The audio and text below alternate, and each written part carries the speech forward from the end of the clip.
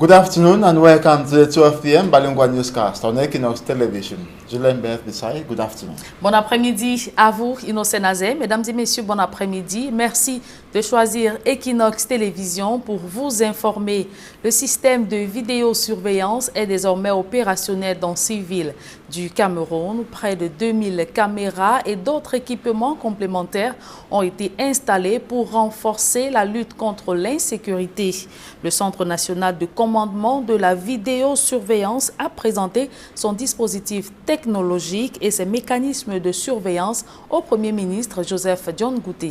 Élisée Bokba et Gizogo étaient de la partie. Le Centre national de commandement de vidéosurveillance est entré en fonction à Yaoundé. Le Premier ministre qui présidait la cérémonie d'inauguration de ce dispositif, étalé en 2 phases, a précisé les investissements déjà réalisés dans le cadre de ce projet.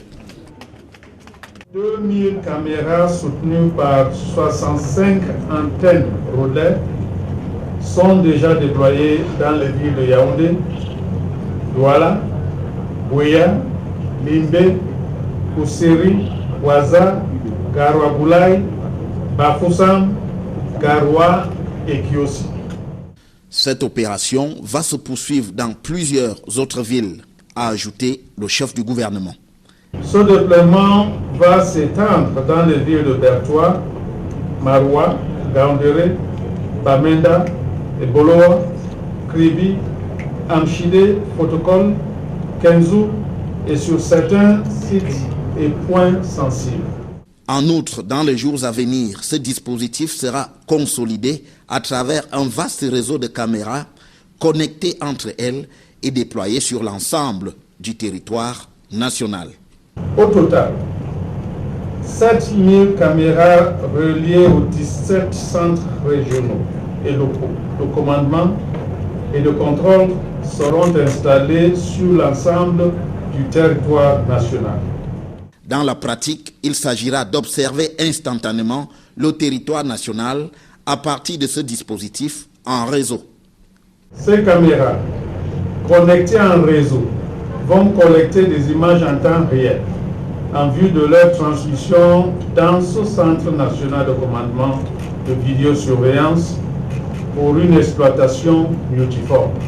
Au-delà, d'autres fonctions sont assignées au Centre national de commandement de vidéosurveillance. Au-delà de son apport déterminant dans le contrôle et le dénouement des situations délictuelles ou criminelles, la régulation de la circulation routière et même la lutte contre le désordre urbain, ce Centre national de commandement est un cadre approprié de gestion des crises et de surveillance générale. Désormais, dans les rues camerounaises, il ne faudra pas seulement avoir la peur du policier et du gendarme, les caméras veilleront aussi au grain. Éducation, une croisade est désormais lancée contre les chefs d'établissement, les éditeurs et les libraires qui vendent des livres dans les lycées et collèges.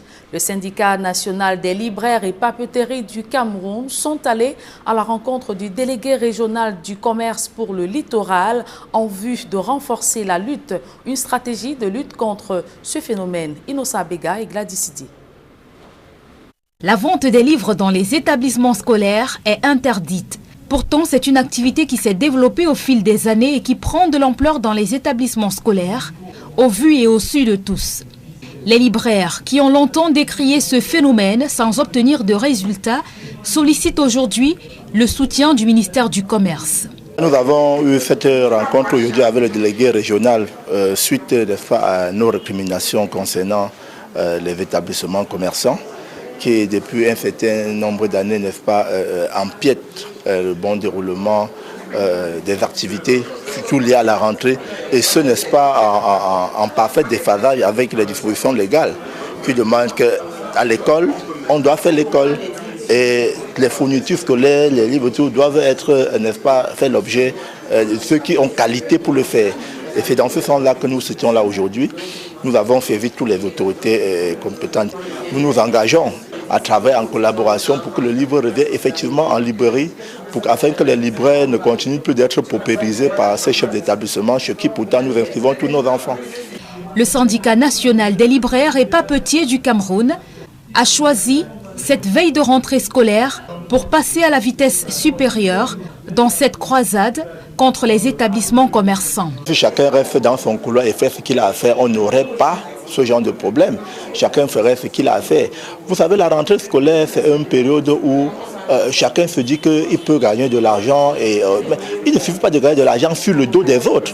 Nous qui sommes libraires, nous n'avons pas construit des écoles, nous n'allons pas créer des écoles dans nos boutiques pour concurrencer les établissements, non. Un combat que le ministère du Commerce entend mener dès le premier jour de la rentrée des classes. Garantie leur a été donnée sur le contrôle strict que l'on mènera auprès des établissements scolaires pour être sûr qu'aucun d'eux ne procède aux ventes de manuels et fournitures scolaires au sein de leurs établissements. Et il faut donc savoir que dès lundi, les contrôles seront opérés aussi bien auprès des lycées, collèges et enseignements primaires pour saisir et confisquer tous les manuels et fournitures scolaires qu'on trouvera en leur sein.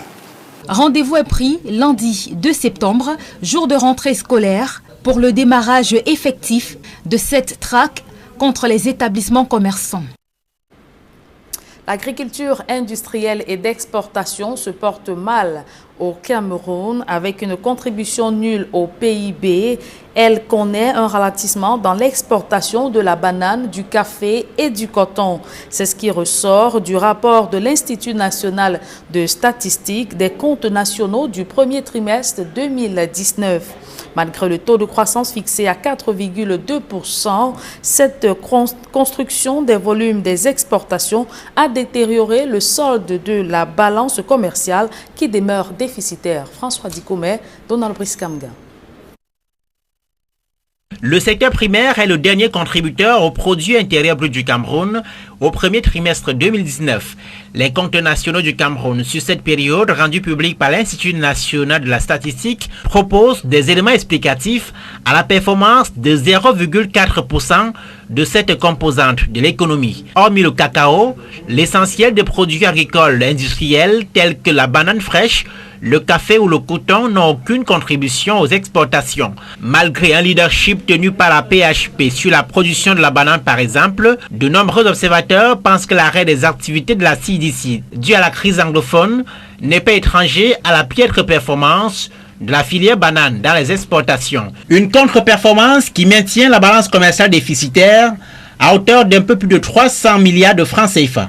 L'INS relève que la croissance du PIB a été de 4,2% au premier trimestre 2019, soit 0,2 points de progression par rapport aux 4% de la même période l'an dernier. Cette performance est le résultat de la bonne santé du secteur tertiaire, notamment le commerce et les services en général, mais aussi le secteur secondaire, avec un bon dynamisme dans les bâtiments et travaux publics. Des faits qui n'occultent pas la chute enregistrée en fin d'année 2018, où le PIB est juste croissant de 3,5%, soit 0,7% de baisse.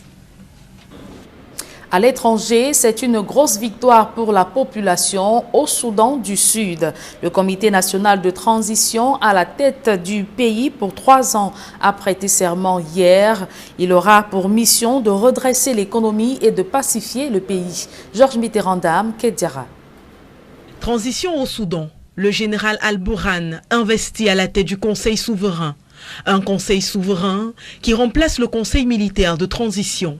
Le pays n'est donc plus exclusivement dirigé par les militaires, puisqu'un économiste, à l'occurrence Abdallah Hamdok, a également été investi ce mercredi dans la soirée. Il aura la lourde responsabilité de mener un gouvernement de transition. Une grande première dans ce pays qui a été dirigé pendant plus de 30 ans par Omar El-Béchir, un général aujourd'hui destitué.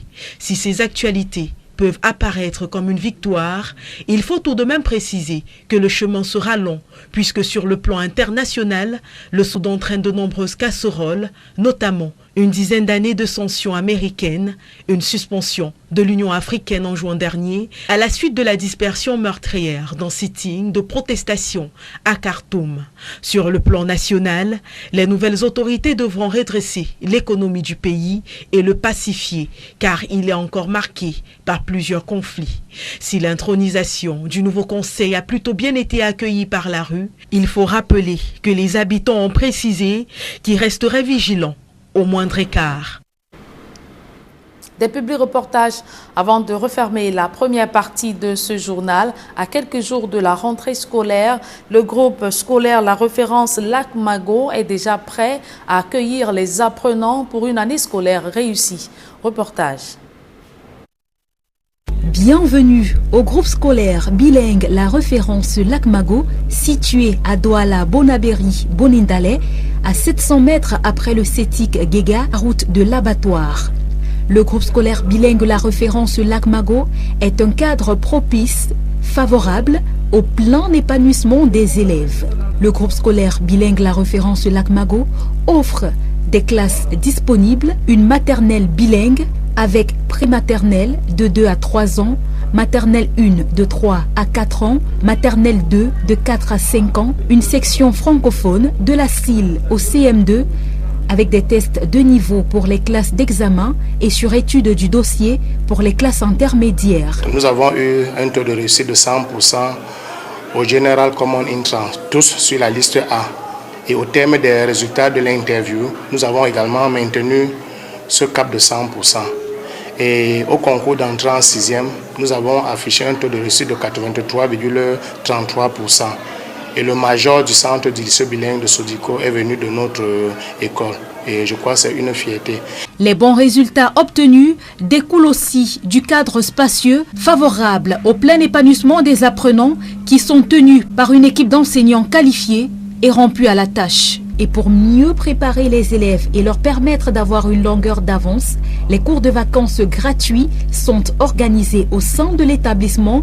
Hormis les toilettes, que nous avons des toilettes qui sont adaptées à l'âge et à la taille des enfants, nous disposons également des marges pour handicapés dans notre école. Et nous avons également des bus pour le transport des enfants, des bus flambant neufs climatisés. Voilà tout ce qui fait la particularité de La Référence.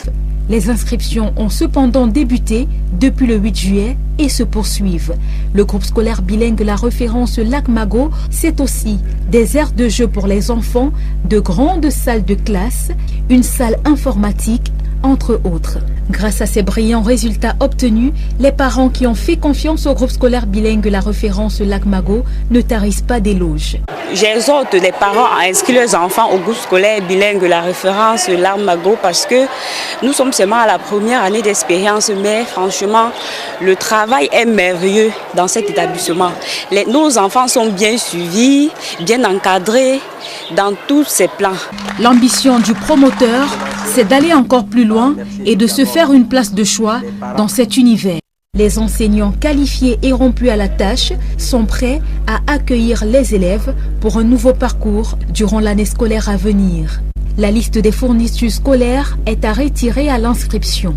Faites confiance au groupe scolaire bilingue La Référence Lac Mago pour l'année scolaire 2019-2020 pour assurer une éducation de qualité à vos enfants. Inscrivez-les dès maintenant.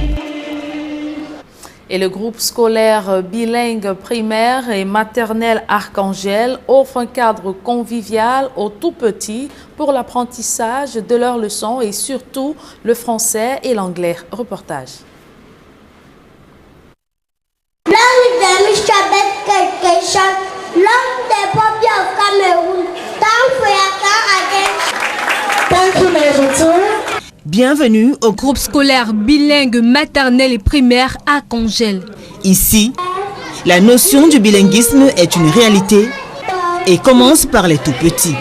Archangels is a lay private bilingual nursery and primary school which streams from pre-nursery right up to class 6. This means that we offer all the subjects both in French and in English. It's a good place for you to send your children because they have the moral, they have the education, the children are well kept, they are well educated, the environment is really solemn and kind. De la petite maternelle au primaire, les cours sont parfaitement dispensés dans les 2 langues officielles, le français et l'anglais. Les parents, fidèles de cet établissement scolaire depuis de nombreuses années, saluent les efforts et les innovations du top management en vue d'optimiser la qualité de l'encadrement offert aux apprenants.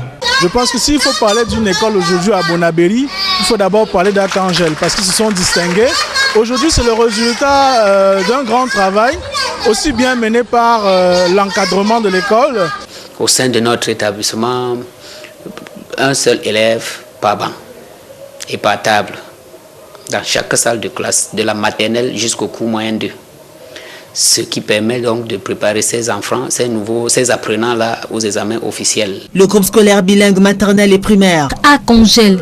C'est un cadre de rêve aménagé pour permettre aux tout-petits de suivre les cours dans les conditions de sérénité, de sécurité et de convivialité. Des salles de classe bâties selon les standards requis, avec une limitation rationnelle des effectifs. Une salle d'informatique high-tech et des activités périscolaires, la liste est loin d'être exhaustive. Nous avons plus de 40 toilettes qui meublent l'établissement, 40 toilettes modernes, adaptées à la taille des enfants. Et dans chaque salle de classe, il y en a 2, c'est-à-dire un pour les élèves de sexe féminin et l'autre pour les élèves de sexe masculin. Il y a eu trop de mises à jour dans cet établissement. Les enfants se sont accommodés, les enfants se sentent plus familiers à cet établissement. Côté musique, il y a innovation.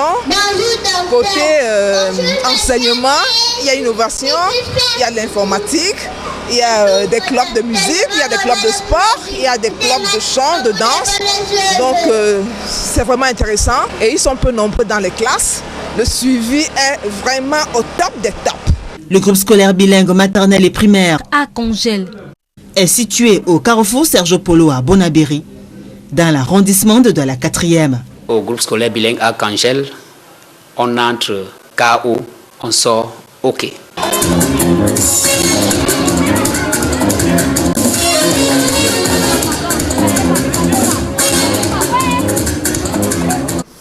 Et c'est avec ces belles images que nous mettons un terme à la première partie de ce journal. À présent, la seconde, elle est en langue anglaise avec vous. Innocent Nazer, good day once again.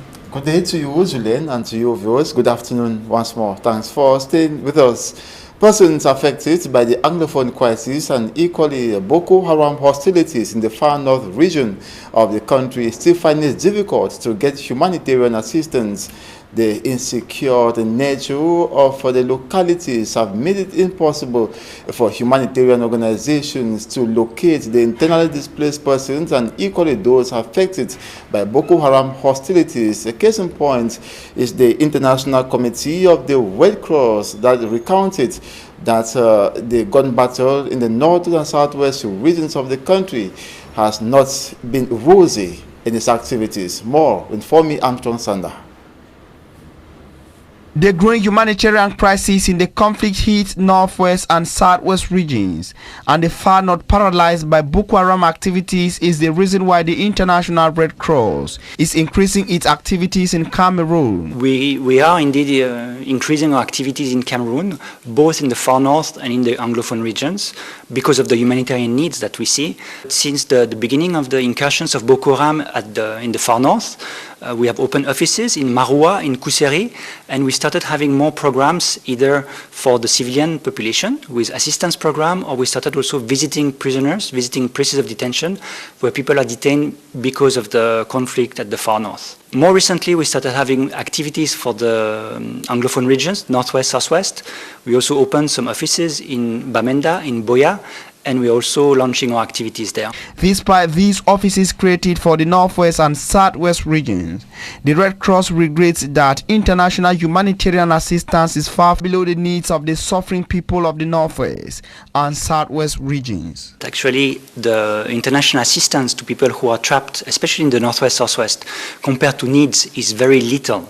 So the main challenge we have is to be able to reach more people who really need the support of the ICRC in remote areas in northwest, southwest.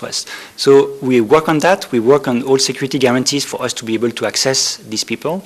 But it's very true that for the time being, the needs are not covered, and a lot more needs to be done regarding assisting people and protecting populations in Northwest Southwest. We are very preoccupied by the fact that many people in remote areas do not have access yet to humanitarian assistance or protection, respect of international law. With the full will to help, the International Committee of the Red Cross is worried about the worsening security atmosphere in the Anglophone regions of Cameroon. Concern, worry for us, because we don't want to expose our staff to unnecessary security risk, and for that we need to be accepted. We need to be well understood by all parties to the violence about the real meaning of our activities and the sole humanitarian purpose of our activities. We don't have any political agenda. Our aim are only to alleviate the suffering of people who suffer most because of the crisis in Northwest South. Being part of the largest humanitarian movement in the world, the International Committee of the Red Cross is in alliance with national Red Cross societies like the Cameroon Red Cross, in charge of social help and other activities similar to those of the International Committee of the Red Cross, which has been silent in Cameroon until the birth of the armed conflict in the northwest and southwest, as well as the far north region of Cameroon. The International Committee of the Red Cross says it has done and hopes to do more to help victims of the conflict in the two English-speaking regions of Cameroon as well as the far north region. I will now talk about the tourist destinations in the southwest region of the country that are no longer visited by tourists because of the growing insecurity that is caused by the armed conflicts. And in order to revamp the sector, the Southwest Regional Delegate for Tourism is working hard to maintain security as well as revamping entirely the sector. More with Derijato. The Southwest region, often referred to as a touristic heaven, is also hit by the Anglophone crisis. But the Regional Delegation of Tourism and Leisure is determined to keep the picture of the region positive in order to make tourists come again and savor the rich flora and fauna the region is endowed with. The Regional Delegation of Tourism and Leisure has as its mission to promote the Cameroon destination. And at the level of the Southwest, we are struggling to promote the Southwest destination. We have started with Oya. We know we will move to other places, and we are just praying. At a close of the holiday leisure activities organized for children by the Southwest Regional Delegation of Tourism and Leisure, Madam Efeti Monono, Southwest Regional Delegate for Tourism and Leisure, said the goal was to instill in these children cultural values and how they can start upholding these cultural values as a preservation strategy for generation after them. When we have the opportunity, parents send them to us. We are ready as facilitators to give them the knowledge, to impart this knowledge to them. So we thank you. Promising to make it a biannual event, the kids, just like their parents, were happy with the knowledge received. The closing ceremony took place in Boya at the Southwest Regional Delegation of Tourism and Leisure. They are easily defeated by Boko Haram fighters in the far north region of the country. These are members of the local vigilante committee who are equally charged with ensuring security of the population, though recently assisted by government with weapons to push back the Boko Haram insurgents. The members of the local vigilante committee are demanding government to give them more assistance or more material assistance so they can better push back Boko Haram in their camps. Details in this report compiled by Hemine Luga. According to administrative remarks, the vigilante groups in the far north region have been very instrumental in the fight against Boko Haram. Making a total of 14,000 in the region, they have since 2014 provided critical intelligence to Cameroonian forces. Their daily peace-initiated routines have all along not been on a stress-free walkway. Confronted sometimes to the jihadists, the families are quite often eliminated. Today, Most of them have abandoned the collaborative fight against the terrorist group as they complain of numerous mishaps not enabling them to effectively retaliate when attacked by the terrorists. Nous avons perdu beaucoup de nos gardes comités de vigilance, plus de 100 même. Nous demandons le soutien vers le gouvernement toujours, qu'il nous aide toujours. Based on some non-governmental organization statistics, the Boko Haram has killed approximately 2,000 people in the far north region of the country since 2014 and has displaced hundreds of thousands. Partially answering to their needs, the government has donated some cash and material gifts to members of the SART vigilante groups in the far north region. We're here to hand over the material and financial assistance. They leave all these activities to focus their attention to protect the integrity, the national integrity. We are going to work with the head of the division, with the head of the subdivision, and you have to be sure that we are going to work with them. Motorcycles, torchlights, mobile phones, hand metal detectors, and financial supports comprised of the gifts. Being a period to intensify the activities, with school resumption at the corner, it will be of great importance to see the vigilante groups protect civilians and the national territory as they collaborate with the armed forces. Inhabitants of Bedi in the Douala 5 municipality have expressed worries over the fact that they pay high bills to the Water Utilities Corporation, whereas they don't even have a job to quench their thirst. They say most of the bills are very high and penalties equally charge them when they fail to pay those bills monthly. They have written several complaints to authorities in charge of the Water Utilities Corporation, but those replies or complaints have been ignored. More in the following report. Bedi is a neighborhood in the Douala 5 subdivision in the littoral region. Inhabitants have as hobby payments of water bills, though the precious liquid has been denied them. Nous n'avons pas d'eau potable à Bedi. We don't have potable water here in Bedi. We suffer a lot and every month bills are served us. When we blunder turning on the tap and fail to turn it off, the bills skyrocket from 900 francs to between 1,000 and 5,000 francs. Avec 1000 et poussières, 5000 même parfois, comme c'est le cas ici, nous n'avons pas d'eau. On est obligé. We are obliged to have water tanks and drums to reserve water from rain. To supply water in the bathroom, we do local connections. Et puis on essaye de canaliser pour envoyer dans les toilettes. Sans quoi, c'est invivable. They also rely on water from the wells or boreholes during the dry season. Et quand il ne pleut pas, c'est au puits qu'on recueille de l'eau. When it does not rain, we depend on boreholes or wells. We use the water to cook, drink, bathe, because it is unavoidable. Pipes are broken, bills paid, yet no repairs or maintenance. Once you fail to pay your bills, you are obliged to pay a penalty, which is abnormal. Let those in charge see into the water crisis in Bedi. Pénalité, qui fasse une solution, fait un effort pour nous ramener de l'eau à Bedi. Without these boreholes, they think Bedi would have been deserted. Ici à Bedi, ça fait presque une dizaine d'années. Il aurait fallu qu'on nous rentre encore en Gongé. They have gone complaining to Kamwata officials, but their plights seem ignored. Nous ne payons que de l'air. They keep paying for air from the taps. Failing to do so, the meters will be removed, like these ones, because the people are sick and tired of offering money to the Water Utility Corporation. Les habitants en ont marre.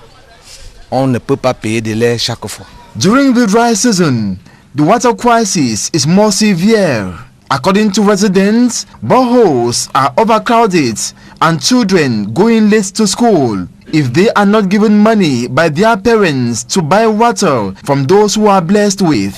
They plead Kamwata authorities come to their aid by replacing broken pipes, mantling metals, and enhancing constant supply of the precious liquid. Kamwata personnel are still awaited to comment or react regarding series of complaints filed in their office by the disgruntled population. And that's it for this 12 p.m. bilingual newscast on Equinox Television. Thanks so much for watching. We shall be back at 4 p.m. Julien Beth, à 16h. Vous l'avez dit, Innocent Nazé, le prochain rendez-vous d'information, mesdames et messieurs, c'est lorsqu'il sera 16h sur cette même antenne. Merci d'avoir suivi cette édition bilingue et restez surtout scotchés sur les programmes de la meilleure des télévisions.